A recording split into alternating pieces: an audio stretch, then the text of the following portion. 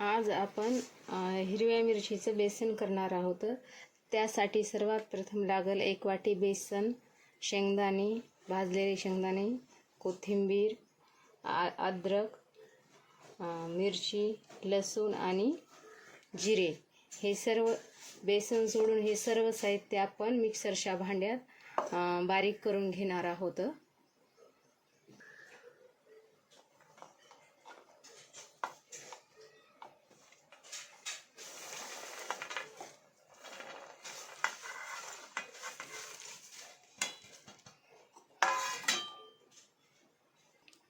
हे बघा, असं हिरव्या मिरच्याचं सगळं वाटण करून घेणार आहोत आपण बेसनसाठी।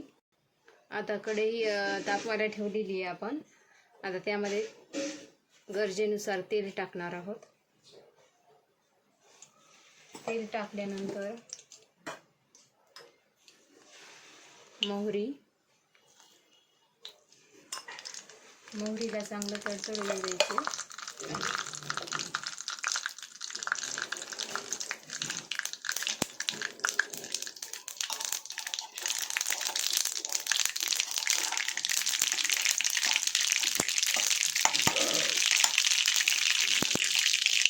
हे केलेलं वाटण त्यामध्ये टाकणार आहोत आपण। शेंगदाण्याच्या कुटाने वेगळीच चव येते त्याला। हे मिश्रण छान आपण तेलामध्ये परतून घेणार आहोत।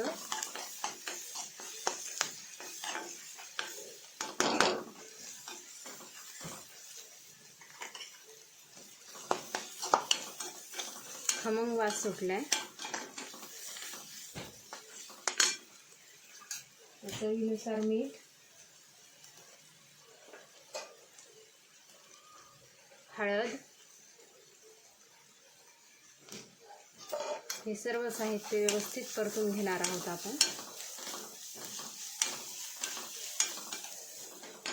आणि 1 ग्लास पाणी।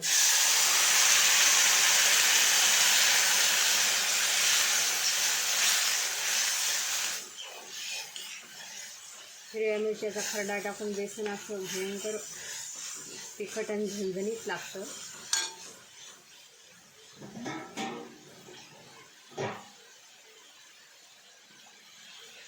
थोडंसं पाणी टाकणार आहे मी आता। छानशी उकळी येऊ द्यायची त्याला। पाण्याला छान उकळी आलेली आहे। त्यामध्ये आपण बेसन टाकणार आहोत थोडं थोडं करून।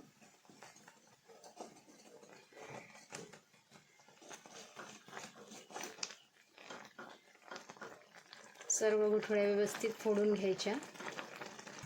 बेसनच्या व्यवस्थित गुठळ्या फोडल्यानंतर मी त्याला 10 मिनिटं वाफ देणार आहे। हे बघा, बेसन छान वाफळून निघालेलं आहे। पूर्ण व्यवस्थित शिजलेलं आहे। हे तयार झालं बघा आपलं बेसन। हे बघा, तयार झालं आपलं बेसन, झणझणीत बेसन कारळ्याच्या लोणच्या संग। या जेवायला। बाय।